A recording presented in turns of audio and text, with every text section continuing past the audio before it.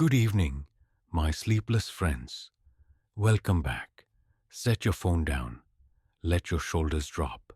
You are safe here.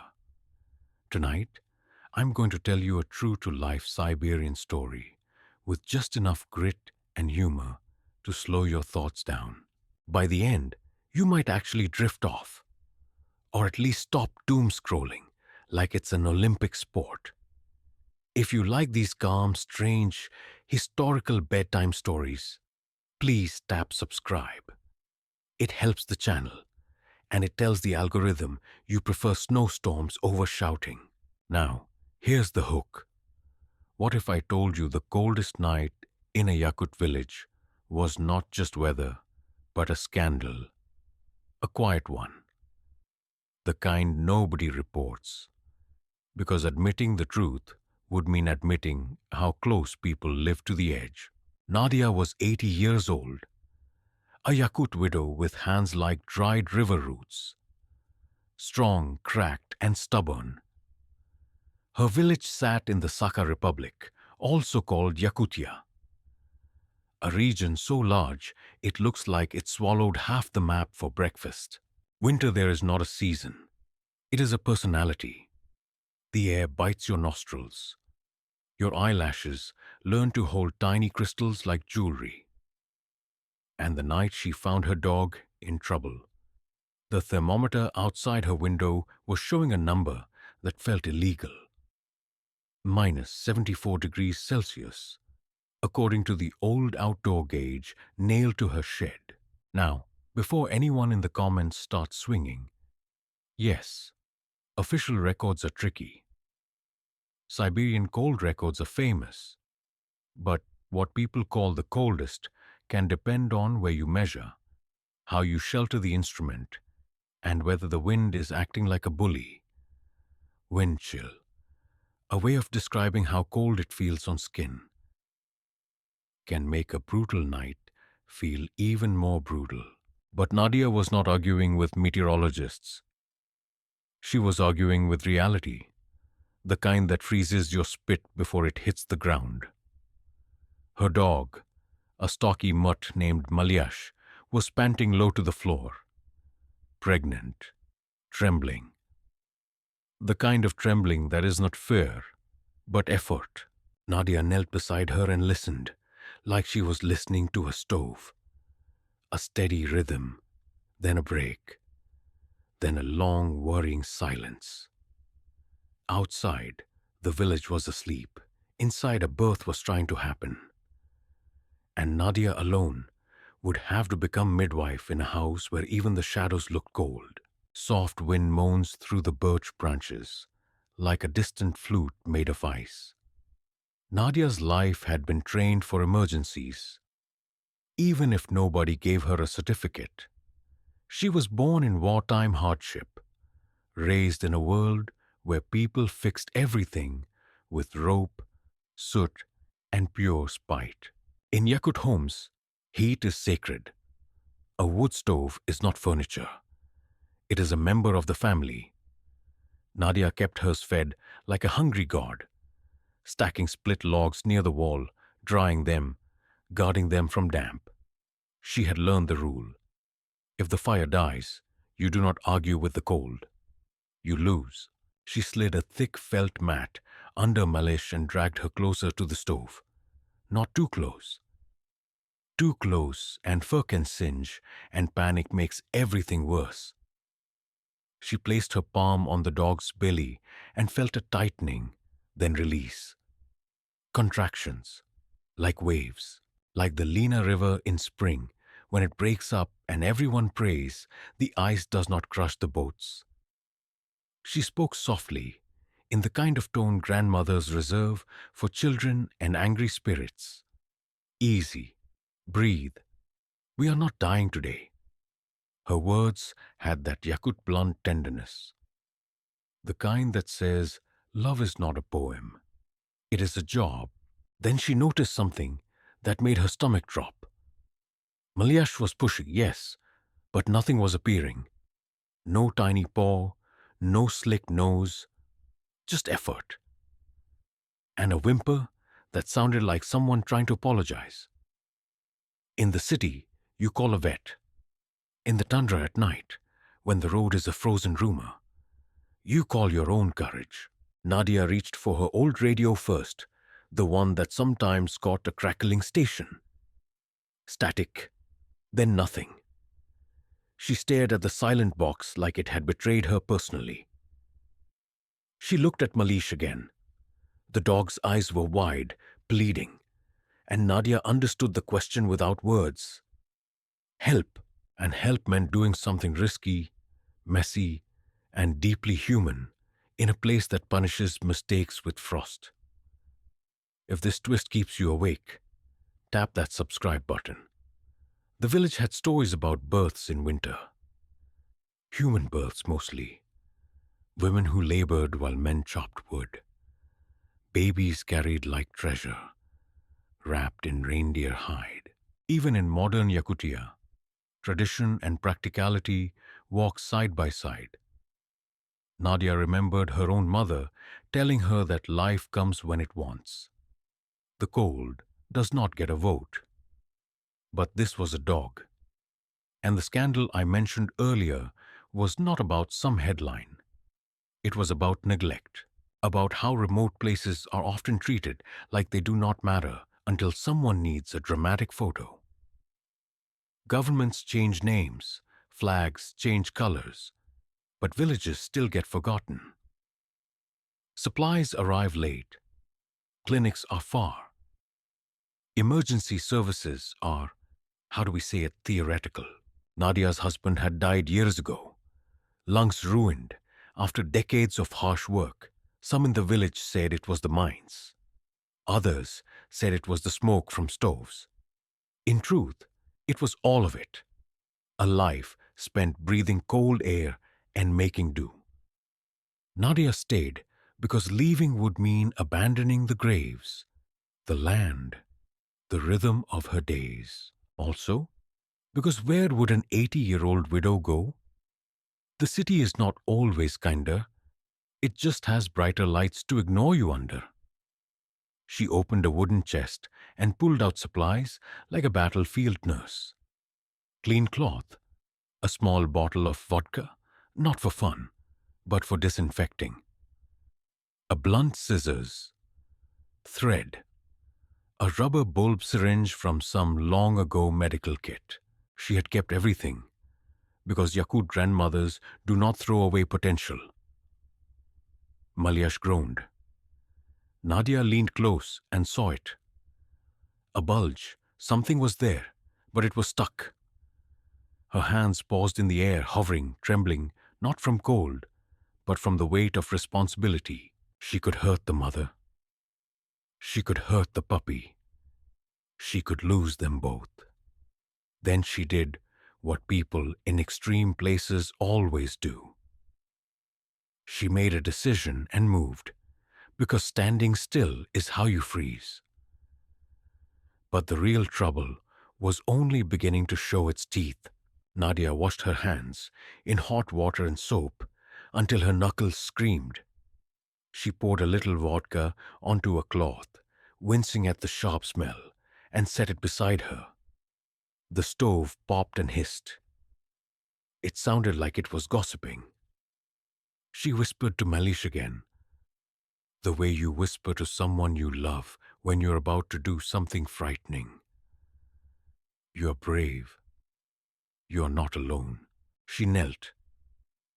She waited for the next contraction. When Malish pushed, Nadia used 2 fingers, gentle and firm, guiding what she could feel. Sometimes the puppy comes wrong, breech, meaning tail first instead of head first. It happens. It can be dangerous. She remembered women talking about it in low voices, like it was a curse. And then, there it was. A tiny paw, slick and trembling, appearing like a pale leaf in dark water. Nadia breathed out, slow. She did not yank. She did not panic. She worked with the contraction, not against it, easing the puppy forward with small, careful movements. Outside, The windows were rimmed with ice so thick the glass looked frosted from within. In this kind of cold, metal burns skin. Air itself feels like a dry blade. A newborn puppy in this environment has the survival prospects of a snowball in a sauna. It needed warmth immediately, breath immediately, life immediately. The puppy slid out, limp, wrapped in its birth sac. That moment, right there, is when many people would freeze emotionally, even if the temperature was normal. Nadia did not. She tore the sack with her fingers, cleared the nose, and rubbed the pup briskly with cloth until it squeaked. Soft rain taps the stone roof in your imagination, because real rain would be a miracle here. The squeak was tiny, but in Nadia's kitchen it sounded like a siren, a heartbeat, a claim on the world. She placed the pup against Malesh's belly and watched the mother's tongue begin to work. Cleaning, stimulating, doing what mothers do. Nadia smiled, and then the smile vanished because Malesh tensed again. Another contraction, another puppy. The first was not a victory, it was a warning. There were more coming, and the mother was exhausted. Nadia checked Malesh's gums, a rough measure of health she had learned from older women and from necessity. Pale, not good. She reached for warm water with a pinch of sugar, a quick energy boost some people use for weak animals. She offered it carefully. Malesh lapped a little. Then the second puppy came, faster, like it was racing the cold itself. This one cried sooner. Good lungs, good fight. Nadia rubbed it anyway, because good habits save lives. She placed it beside the first. Two tiny bodies, pressed together, stealing warmth from each other like little thieves. And as she worked, a thought kept hammering in her head. What if the cold is not the biggest threat? What if it is the loneliness? Because no one was coming. No neighbor, no clinic, no helpful official. Just an old widow and her dog, doing emergency medicine by firelight. If this story is warming your brain, tap subscribe. It helps more than you think. Between contractions, Nadia's mind wandered the way tired minds do. To history, to the strange pride Yakutia carries. This is a land rich in diamonds, gold, oil, and gas. Wealth underground. But above ground, villages still fight for basic services. That contrast is its own scandal, quiet and ongoing. People joke bitterly about being a treasure chest with a broken lock. Everyone wants what is inside, but few care about the people guarding it. She remembered Soviet-era promises, the kind that came with posters and speeches. Some were real improvements. Yes, schools, roads in some places, but remoteness remained, bureaucracy remained, and in many stories, the center is always warm while the edges shiver. Malayash whimpered again. Nadia focused. Third contraction. This one was wrong. The bulge appeared, but the puppy was not moving smoothly. Nadia felt a tightness that made her heart punch her ribs. Stuck again. Her hands were steady, but her jaw clenched. She tilted Malaysia slightly, changing the angle, a trick used in animal births to help reposition.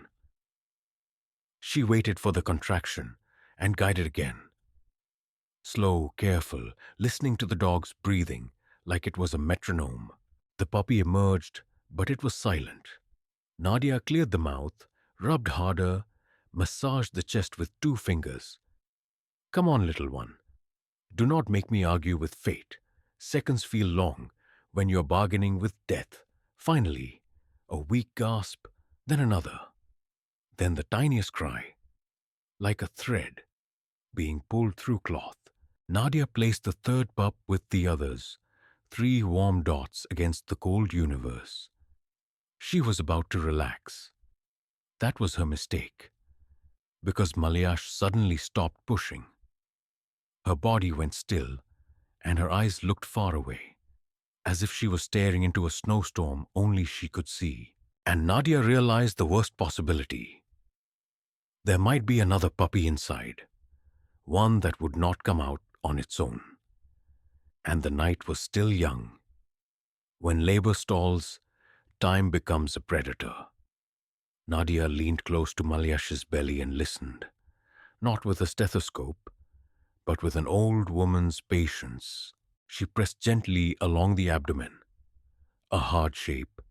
Yes, another puppy, still inside, too long between contractions. The mother was tiring. Hypothermia was a risk even indoors if the fire faltered. But the bigger danger now was infection or a pup dying inside, which can threaten the mother. In a clinic, this is when you'd consider oxytocin, a hormone that strengthens contractions, or even surgery. Out here, Nadia had a stove, cloth, vodka, and the kind of courage that never gets a medal. She added more wood to the fire. The flames flared up like they were offended to be asked. She moved the puppies into a makeshift nest, a box lined with felt and an old scarf that still smelled faintly of her husband. She placed the box near the stove, not touching, just close enough for warmth to drift over them. The puppies wriggled. 3 little commas in the sentence of life. Nadia offered Malyash more warm water. She rubbed the dog's sides, massaging to encourage contractions. She spoke softly, telling stories she half remembered, because sometimes rhythm helps. In Yakut folklore, spirits live in forests, rivers, and fire. The hearth is protected by a household spirit, a guardian of warmth. Nadia wasn't sure if she believed in spirits the way children believe. But belief is flexible when you are desperate. Soft snow hisses against the window, like sand poured slowly onto glass. Minutes passed, then another contraction, weaker than before. Nadia watched for progress. Nothing. She felt her throat tighten, the panic rising like smoke. Then she did something bold. She warmed her hands near the stove until they were almost uncomfortable, because cold fingers are clumsy. She cleaned with vodka. She positioned herself again, and during the next contraction, she reached in carefully, just enough to feel the puppy's position. Breach again. Of course, because why make anything easy? She guided, rotating slightly, aligning the pup. Malyash whined, but did not bite. That trust was everything. That trust was the whole story, in one detail. The puppy began to move, slowly, then more, and then it slipped free, a dark, silent bundle. Nadia tore the sack, cleared the mouth, rubbed, nothing. She rubbed harder, still nothing. She used the bulb syringe gently, drawing fluid from the nose and mouth. Still nothing. Her shoulders sagged for 1 second, then the pup twitched. A weak breath. A tiny cry, raspy but real. Nadia laughed, a short bark of sound that startled even her. She pressed the 4th puppy against the others and watched them squirm together like a living knot. But she could not shake a bitter thought. If a woman of 80 can do this alone, why does she have to? If this irony makes you smirk, tap subscribe. After the 4th puppy, Malyash finally relaxed. Her breathing slowed. Nadia checked again. No more shapes inside. The crisis eased, like a storm moving past the house but still close enough to hear. She cleaned the floor quickly, practical as always. In extreme cold regions, cleanliness is not just comfort, it's survival. You cannot afford infection when help is far away. As she worked, Nadia's mind drifted to the village gossip. There is always gossip. Even at -70-something, people still find energy to whisper. Some said Nadia was strange for living alone, that she was too proud to move in with relatives. Some said she had money hidden from her husband's pension, that she was hoarding like a fairy tale witch. Some said the village administration ignored her because she once argued with an official about fuel deliveries and embarrassed him in front of others. The scandal of a stubborn old woman. The kind of scandal that really means she refused to bow. Power in small places can be petty. A delayed delivery, a forgotten name on a list, a phone call never returned. Those are quiet punishments, no headlines, just colder nights. Nadia looked at the puppies and felt a surge of protective anger. Not at the pups, at the world. At the way life has to fight so hard to exist in places that the modern system treats like a distant inconvenience. She sat by the stove, watching the box. 4 puppies breathing. Maliash, exhausted but alive, licking them with the slow devotion of a mother who has been through a battle. And that was when Nadia heard it. A sound from outside, not wind, not the stove, footsteps in snow, approaching the door. But who, in a night like this, would be walking toward an old widow's house? Nadia froze, and not in the poetic way. In the real way, where your brain runs through possibilities like a bad slideshow.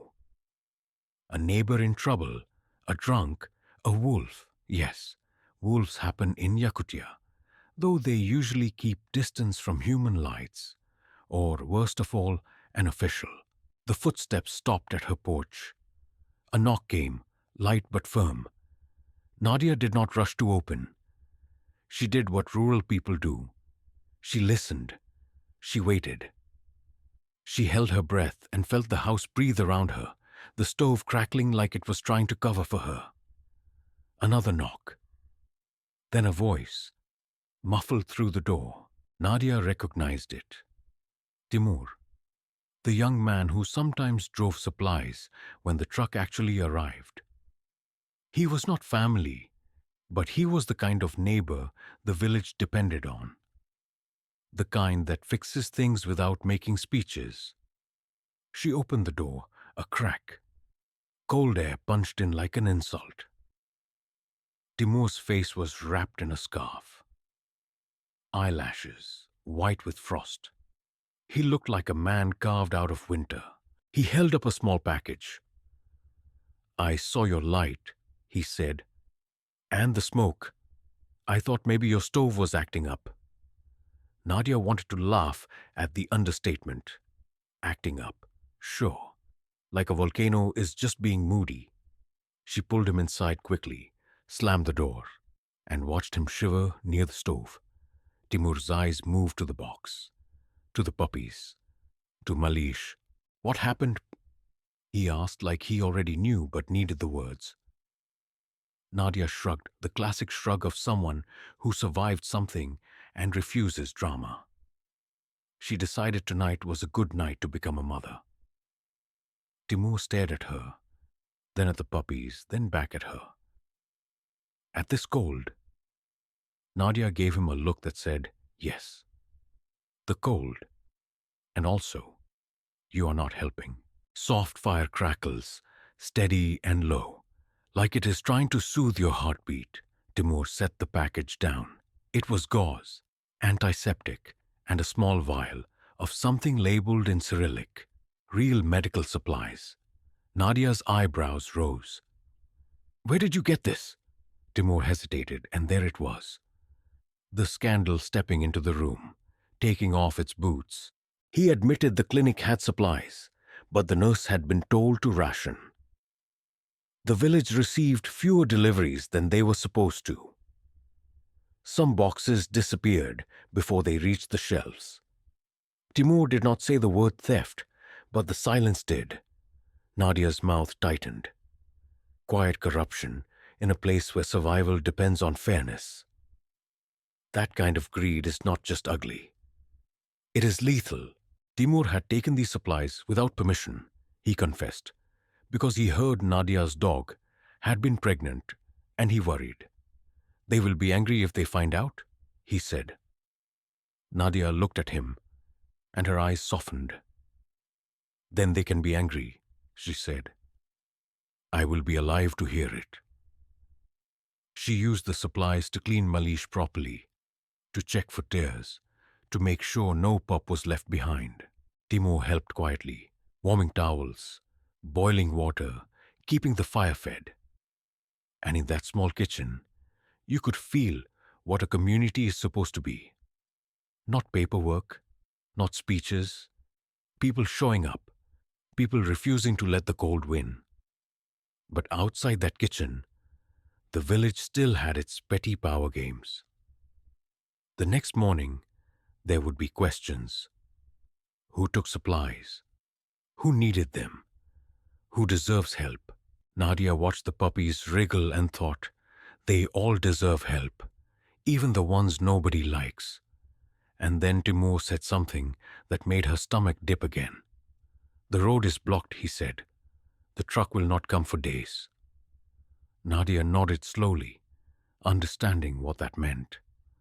4 newborns, a tired mother, limited food, limited heat, and a village administration that might punish them for surviving in the wrong way. But the real betrayal was still sharpening its dagger. Morning in Yakutia does not arrive like a cheerful sunrise. It arrives like a pale apology. The sky lightened, but the cold stayed, stubborn as Nadia's spine. She did not sleep. Not really. She dozed in a chair, waking every time a puppy squeaked.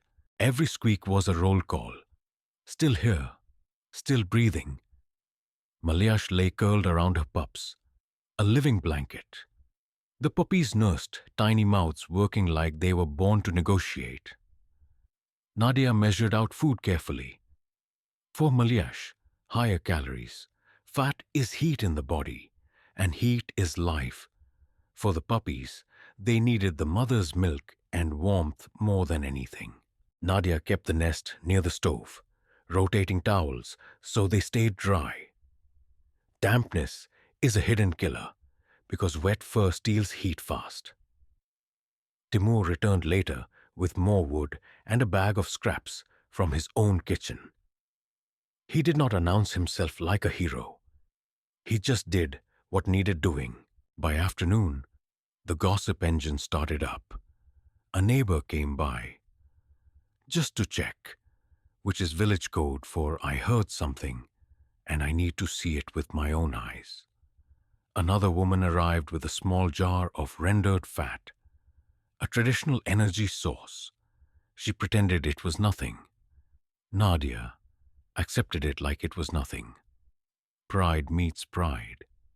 They exchanged news like trading cards. And then the local administrator's cousin showed up. Eyes too curious, smile too sharp. He glanced at the supplies on the shelf. He asked questions that sounded friendly but felt like a search. Nadia answered with calm vagueness. The art of surviving systems. She had practiced it for decades. Soft wind passes over open snow. A long hush that makes you feel small in a good way. By the second night, the puppies were stronger. Their cries were louder, their bodies warmer. Malyash ate, drank, and rested in short bursts. Nadia's house became a tiny island of life in a sea of cold. Did the administrator ever confront them? Maybe. Maybe not. Sometimes power decides it is safer to pretend it saw nothing, especially when the village quietly sides with the old widow. Quiet solidarity can be stronger than loud authority. What mattered was this. Nadia and Timur proved that survival is not only about toughness, it is also about care, about hands warming towels, about someone noticing a light in the night and choosing to knock instead of turning away. And the -74, whether exact or remembered through fear, became part of the story the village would tell, not as a record to brag about, but as a reminder. The cold is real, the neglect is real, and kindness is also real. Now, as you settle into your pillow, let me leave you with three questions to drift with. When a place is rich in resources, who should be responsible for the people living on top of them? How many quiet scandals look like normal life simply because nobody outside is watching? And if an 80-year-old widow can become a midwife in a frozen night, what brave thing could you do with a little more faith in your own hands? Good night, my friend. Sleep softly, and if you can, whisper it with me. Good night.